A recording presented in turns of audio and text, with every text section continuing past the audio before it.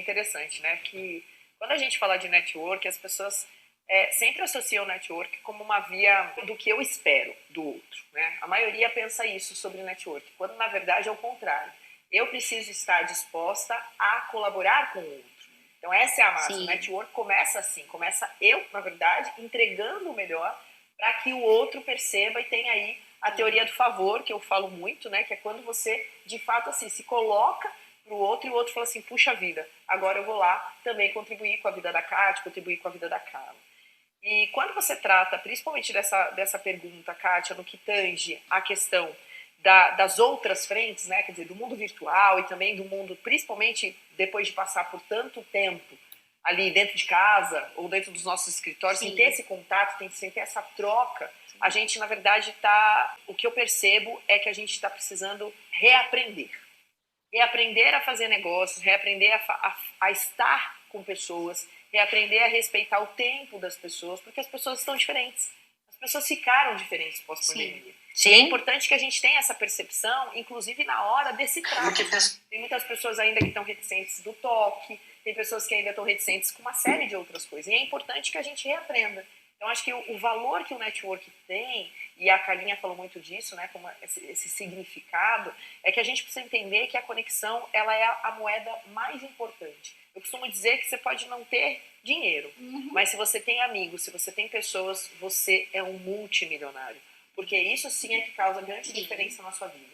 Então, essa é a interpretação que eu trago de network e o quanto ela é importante, tanto no mundo virtual, evidente, não tem mais como a gente voltar disso, mas também no que a gente está fazendo aqui. Que é essa troca gostosa, né, que expande, extrapola só o que você está vendo aqui no vídeo, mas que com certeza está aqui e isso a gente leva aqui para o making off. E de tudo isso que vocês estão dizendo, né, é importante que a gente diga que o networking ele começa antes de você precisar. É exatamente o que a Pri falou, no sentido de você entregar primeiro, né, antes de solicitar. E aquela história do genuíno, né, eu sempre dou um exemplo do tipo assim, furou meu pneu 3 horas da manhã, né, eu tô em Campinas, em Sorocaba, sei lá e eu ligo para uma de vocês e falo, como que você tá, Pri? Teu cachorrinho tá melhor? Tua mãe tá passando bem? Né? E aí, Carla, como que tá? Não, o mais bacana é que você realmente se utilize da rede, mas com muita genuidade.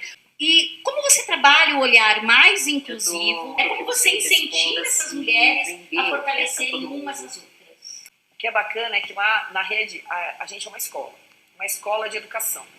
E a rede nasceu como um movimento. E em 2018, quando eu assumi, eu acabei deixando de ser movimento e passei a transformar em escola. Nós, mulheres, amamos o que fazemos. O tempo todo, a gente se dedica muito a tudo. E, muitas vezes, a gente perde o olhar do negócio para só a questão da colaboração e contribuição. Então, a gente fica.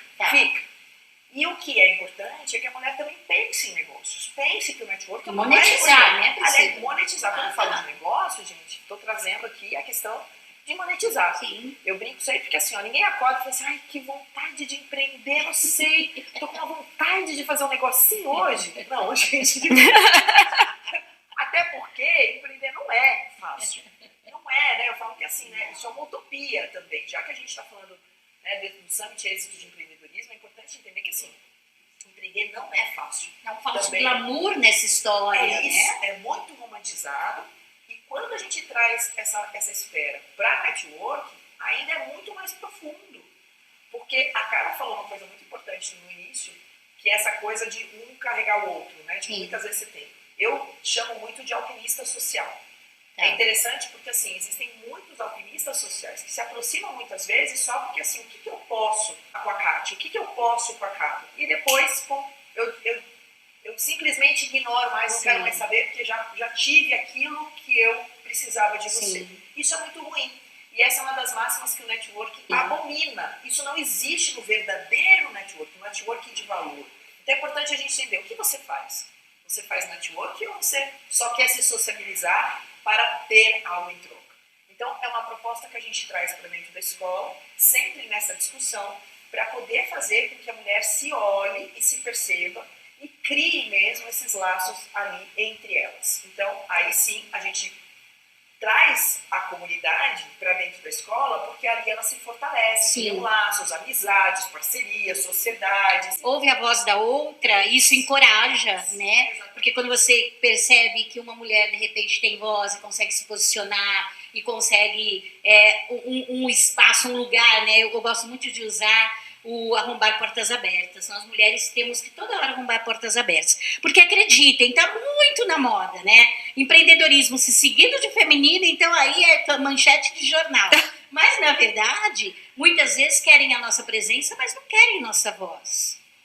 Então, a gente tem que ali arrombar portas abertas, né? Meu sócio foi meu marido, então eu sabia muito pouco sobre misoginia, até me deparar com ela quando comecei a trabalhar com mulheres. Você fala em vendas. Então, quantas vezes, porque eu tenho, sei lá, minha conta para pagar, eu tomo um soco no estômago do cliente quando ele fala, eu preciso desse desconto, senão eu vou comprar de outro.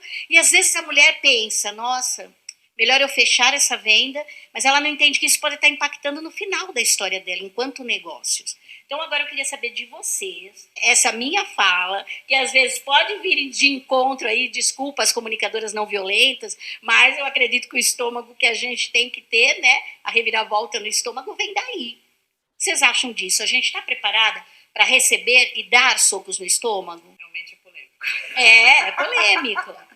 Aí vamos lá. Primeira coisa é que quando você fala de venda, né, acho que eu hoje levanto muito essa bandeira, né, do poder que a mulher precisa exercer em relação ao seu papel dentro dos negócios e ainda mais em vendas. Venda sempre foi uma atribuição masculina. Então esse também é o primeiro fator predominante e que a gente precisa quebrar. Se fala muito hoje em energias, né? Energia do masculino, a energia do feminino. E o que é interessante a gente lembrar e falar muito aqui é que essa coisa de energia, ou mais ou menos, de sobe para cima e tal, eu acho que isso, na verdade, vai muito de cada pessoa. Existem muitos homens com o feminino muito alto, e existem muitas mulheres com o masculino muito alto.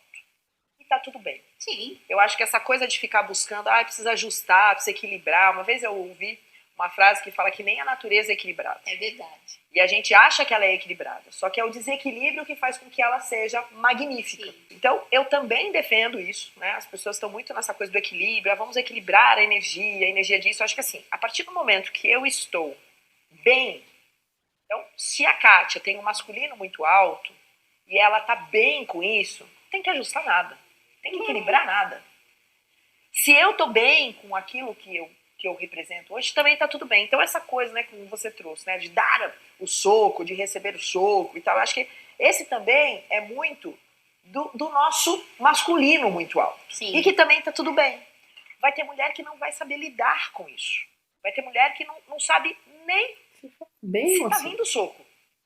Nem reconhecer, né? Ela nem reconhece esse aspecto. Então, na verdade, eu acho que a gente precisa, quando a gente trata de negócios, quando a gente trata de empreender, e eu gosto muito da fala do nosso presidente, né, do Janguier, que diz que primeiro invista no seu CPF, depois no seu CNPJ. Sim. Eu acho que a gente, de fato, precisa trazer sempre esse olhar de investir no autoconhecimento, de investir no auto-amor, naquilo que está fazendo sentido. Quanto mais eu me conheço, mais eu sei aonde eu preciso mexer. Sim.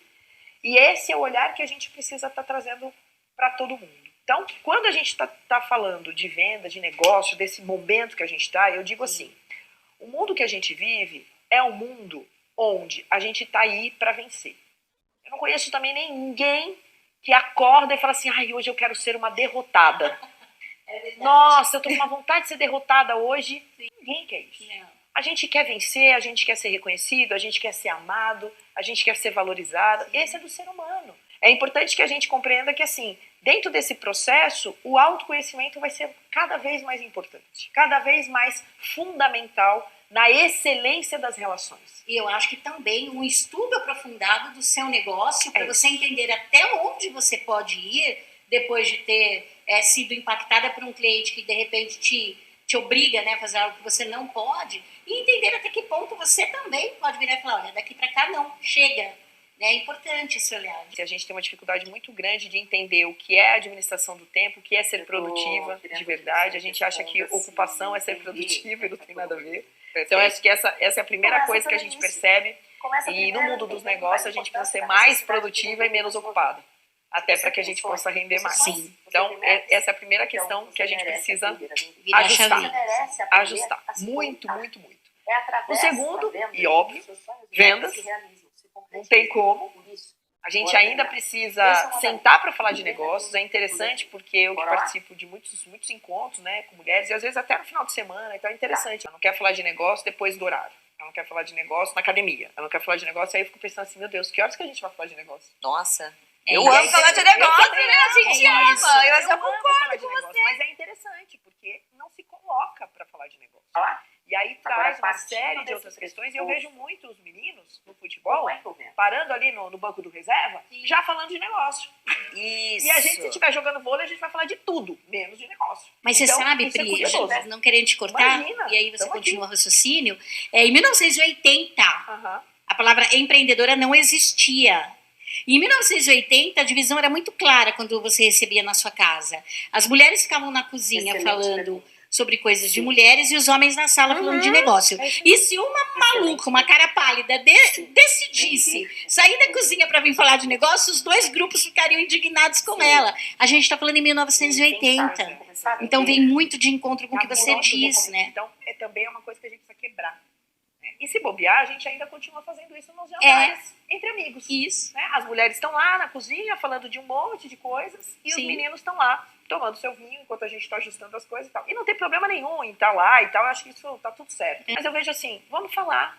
Eu acho que é gostoso isso. São nesses momentos, muitas vezes, que saem coisas extraordinárias também. Então, Sim. ainda para aquela que empreende. Então, óbvio que eu estou falando da mulher que empreende, da mulher que minimamente tem ali o seu negócio, mesmo que inicial, se prontifique a falar de negócio, se prontifique a perguntar, a ser muito mais aprendiz. Eu digo sempre, né? Não seja especialista em tudo. Busque ser aprendiz, busque querer saber das outras pessoas como ela faz aquilo, né? Como você faz isso, como você faz aquilo. É tão gostoso quando a gente se coloca nesse papel de aprendiz, porque de fato é onde a gente se alimenta. Sim. E o terceiro e não menos importante é na área da finanças. Né? Então a gente ainda sabe da dependência financeira que muitas mulheres, inclusive, se deixam ainda por conta da violência. A gente sabe que os índices são alarmantes e muito tem a ver com a dependência financeira. Então, quando eu olho hoje para o empreendedorismo feminino, trazendo hoje, e a gente lança muita pesquisa interna para a gente entender como é que estão esses gráficos. Eu assumi em 2018, a gente está em 2022, a gente não evoluiu em nenhuma dessas três, eu acho.